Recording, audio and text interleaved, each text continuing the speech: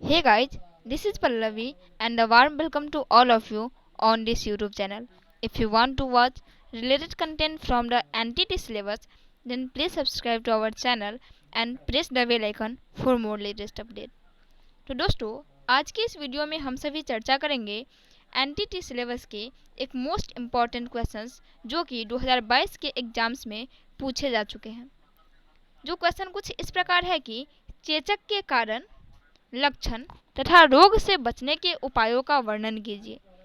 Describe the causes, symptoms and disease prevention measure of small pox.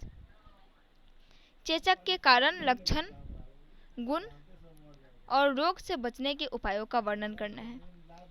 चेचक, सबसे पहले ये जानिए कि चेचक क्या है, यह कैसे फैलता है, यह किस प्रकार से हमारे समाज को या फिर हम लोगों को इफेक्टेड करता है। तो यह एक संक्रामक रोग है। चेचक एक प्रकार का संक्रामक रोग है जो वायु के द्वारा, एयर के द्वारा फैलता है। हमारे देश में इस रोग को राष्ट्रीय स्तर पर समाप्त करने के लिए एक अभियान चलाया गया है।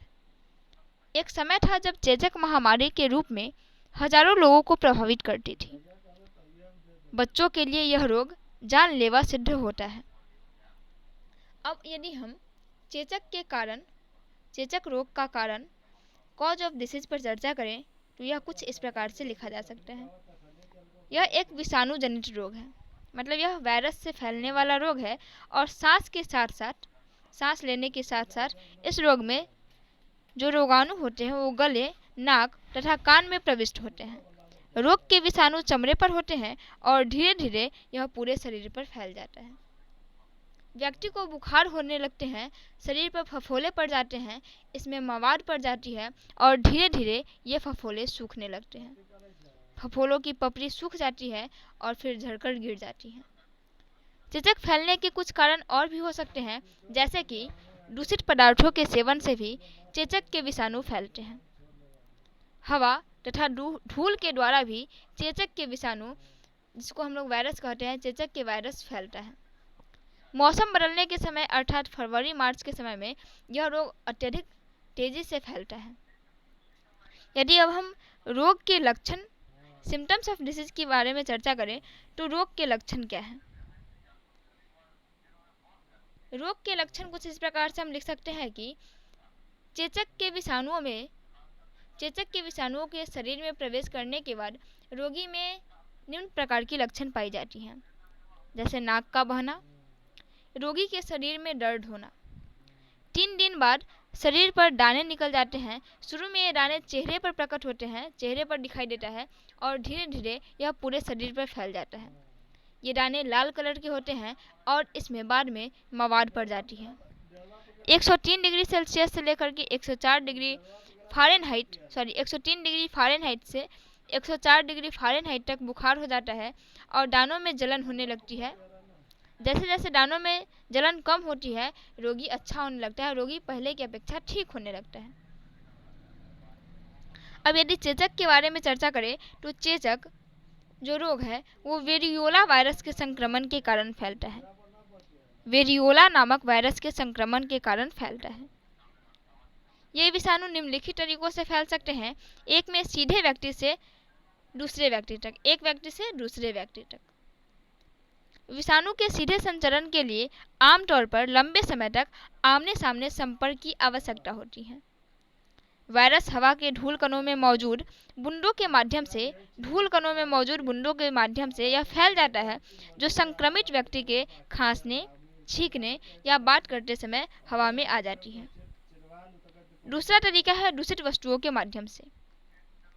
चेचक जो है वो दूषित कपड़ों और बिस्तरों के संपर्क में आने से भी फैल जाता है।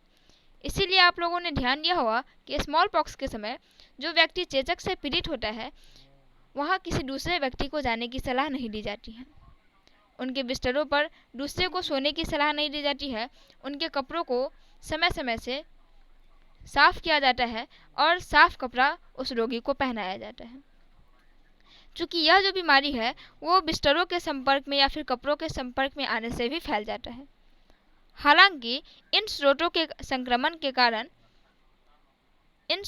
संक्रमण का खतरा कम होता रहा है। अब यदि चेचक के लक्षण के बारे में चर्चा करें, वैसे तो मैं बता चुकी हूँ।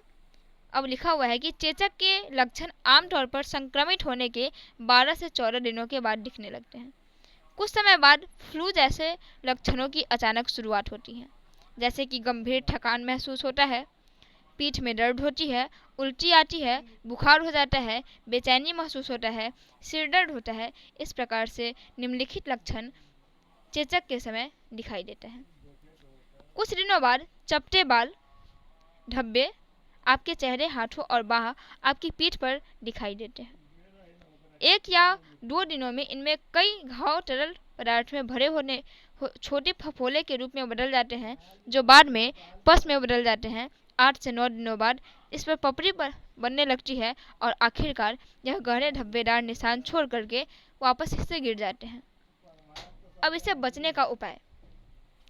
चेचक एक विषाणु जनित रोग है। यह एक सामाजिक रोग है जो संसर्ग द्वारा फैलता है। यह संसर्ग चाहे वायु द्वारा हो या फिर मनुष्य के सीधे संपर्क से। यह एक भयंकर रोग है और इस रोग से बचाव के लिए निम्न प्रकार से कदम उठाए जा सकते हैं। जैसे चेचक की कोई औषधि नहीं होती है, यह हम सभी जानते हैं कि चेचक की कोई औषधि नहीं होती है। अतः उत्तम से उत्तम परिचर्या तथा देखभाल से ही इस बीमारी का इलाज किया जा सकता है। रोगी को हल्का भोजन मिलना चाहिए, मतलब तेल युक्त पदार्थ उस समय नहीं दिया जाता है, बहुत ही हल्का भोजन दिया जाता है। रोगी के वस्त्रों को निसंक्रमण होने चाहिए, मतलब हमेशा उस कपड़ों को साफ किया जाता है। जब रोगी के दानों की पपड़ी सूख कर गिरने लगते हैं तो उन्हें सावधानीपूर्वक एक जगह एकत्र करके जला दिया जाना चाहिए। यदि प्रतिबंधक उपाय के बारे में चर्चा करें तो चेचक का रोग एक महामारी के रूप में फैलता है। इससे बचाव के लिए जन्म से ही टीका लगाना चाहिए।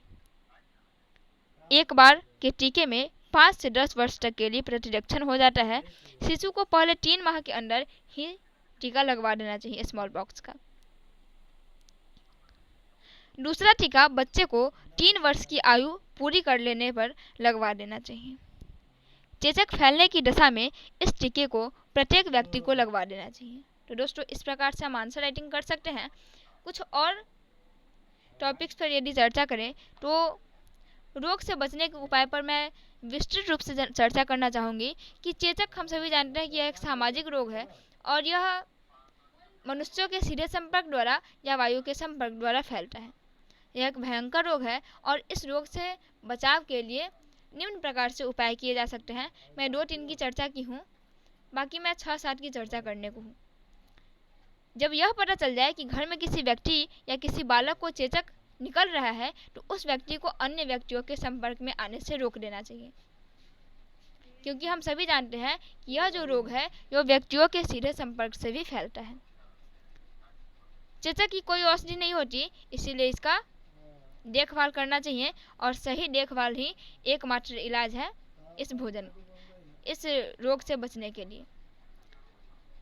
मैं इस पर भी चर्चा कर चुकी हूँ कि रोगी को हमेशा हल्का भोजन, मतलब तेल युक्त भोजन नहीं देना चाहिए। तेल से बचा हुआ भोजन, बिना तेल का भोजन या फिर बहुत ही हल्का भोजन देना चाहिए, जैसे कि बिना तेल का चोखा, चावल, खिचड़ी, खीर, इस प्रकार का भोजन देना चाहिए। गरिष्ठ भोजन देने से बचना चाहिए।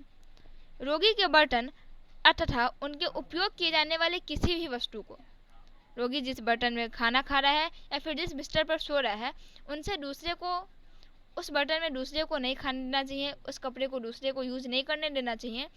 धीरे धीरे जब वह बर्तन और जब वह कपड़ा साफ़ होगा, ज़्यादा साफ़ होगा, तो इस प्रकार से उस पर जो भी संक्रमण रहेगा वो सारी संक्रमण समाप्त हो जाएगी। कीटनाशक घोल से जब हम उसे धो लेंगे तो उसे हम निष्क्रमित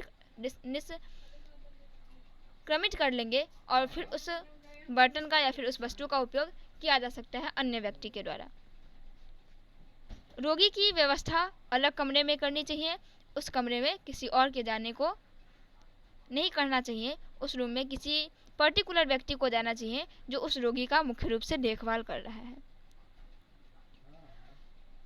रोगी के वस्त्रों को भी निष्क्रमण रखना चाहिए।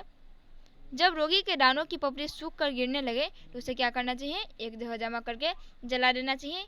इस प्रकार से चेचक रोग का उपचार, कारण, बचने का उपाय प्रतिबंधक उपाय, लक्षण और चेचक किस बीमारी के कारण फैलता है, इन सभी विषयों पर चर्चा कर चुकी हूँ। दोस्तों, हम फिर मिलेंगे अगले वीडियो में नए टॉपिक के साथ। मुझे आशा है कि आपको ये वीडियो पसंद आया होगा और हेल्पफुल लगा होगा। Thanks for watching this video till and thank you so much.